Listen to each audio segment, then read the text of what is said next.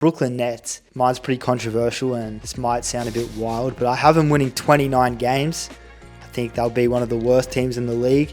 I gave him a C minus. Yeah, I gave him a C minus. It's just the fact that, look, with all those losses of all those superstar guys, how can you expect this team to even, make a maneuver to try lure someone big in free agency to team up with their young potential superstar Mikal Bridges, who obviously had a great year, but he hasn't bursted onto the scene as a superstar yet. He's a star, but he's not like an NBA superstar, and I think this season he will emerge as like an all-NBA caliber player, don't get me wrong. There's just way too many question marks with this organization.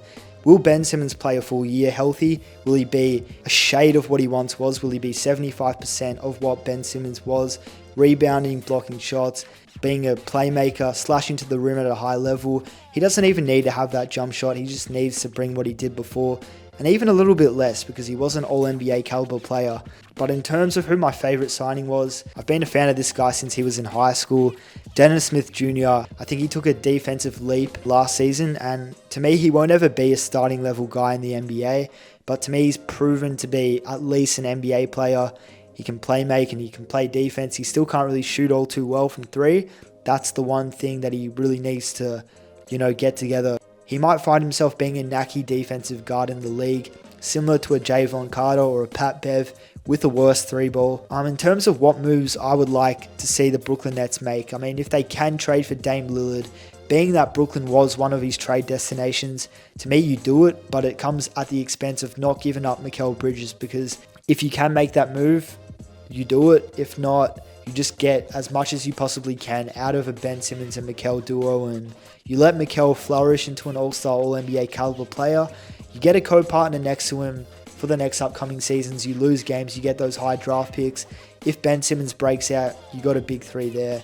That's still fairly young because the best of Ben Simmons is potentially still in front of him. There was talks at times that, they were comparing who's going to have the better career, him or Luka, and it's not even a conversation anymore. So the fact that it's gone from that to where it is now, it is quite a disappointment. But at the end of the day, I think he still has an opportunity to turn it around and, get a bit of respectability and respect back from the NBA fraternity and just NBA fans in general, and just from front offices and people in the front office of these teams to show that he can be trusted to be signed up or to step foot in their organization and make an impact. But in terms of what they lost, I think losing four really solid shooters in Yuta Watanabe, Seth Curry, Patty Mills, Joe Harris, they are big losses. That's a lot. Yeah, it is a lot to give up, especially we know how good Joe Harris was at once upon a time in those playoff runs that they did have when, they did unfortunately get eliminated by the Milwaukee Bucks due to KD's big toe. But re-signing Cam Johnson and obviously being able to now hand the keys to a guy like Mikal Bridges, who, we saw what he did in that back half of last year and really showed that he could be a true star in this league, averaging about 27 points per game. I think having a full season of him and seeing whether he can sustain that at that level will be really interesting to see, and whether he can make the jump to become a true star, like I mentioned. And I really liked the draft picks they had. They had back-to-back picks in this draft, 21 and 22, and they ended up acquiring Noah Clowney from Alabama and Tariq Whitehead. And I think he was my favorite signing in terms of out of the draft picks because of the fact that he was once upon a time the McDonald's All-American Game MVP only last year, and he was Mr. Basketball USA and a Naismith Prep Player of the Year at Montverde Academy. If you can get anywhere near that level of production or, that potential that he showed at Montverde, and he can translate that to the league, there's no reason why he can't have an amazing career and prove to be an absolute steal of this draft, even more so than a guy like Cam Whitmore, because we did see the health concerns at Duke last year, and, if he can reach those levels, then this is a really good value get for the Brooklyn Nets. But my favorite signing out of the lot was Lonnie Walker. Oh yeah, shit. I think he didn't, like I said, he's been in and out of rotations, and I think he had that time with the Spurs where he started to flourish. Then he came to the Lakers. He was in the rotation, and we saw what he could do in the big game situations when he was called upon, especially against the Warriors. Had that 18-point last quarter that basically cemented that victory, and I think he adds defensive upside, that ability to put the ball in the basket, and I think he'll get an opportunity with how young this core is, and how young this roster actually is. It'll be a chance for him to flourish and really show what he's capable of. But yeah, in terms of the moves I'd like to see, like I mentioned just before, handing Mikal Bridges the keys for a full season, and then just rebuilding and seeing what you can attract in free agency next year. I think it's still a destination market.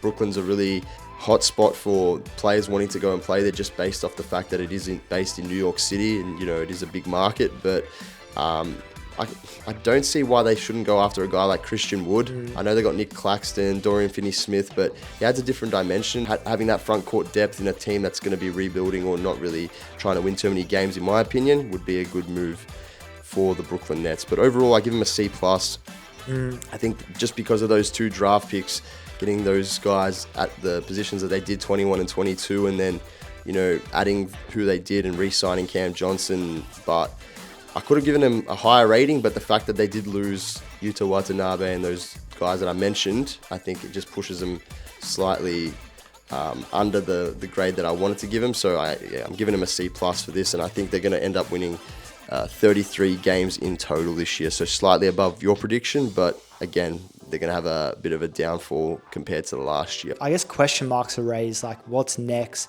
For a guy like Cam Thomas, who put together like consecutive 40-point games, he's obviously a scary, lethal scorer at his full like potential, but obviously like attitude and not being able to accept a role, I guess, has kind of lingered over his NBA career. But they definitely have a lot of talent, and if you bring in a guy like Christian Wood, age 27, like in the peak of prime of his career, they could surprise people. And I know I have them winning 29 games, but who's to say that they can't win more if all things click? And Mikal seems like a good leader and a good locker room guy, so it will be very interesting, that's for sure.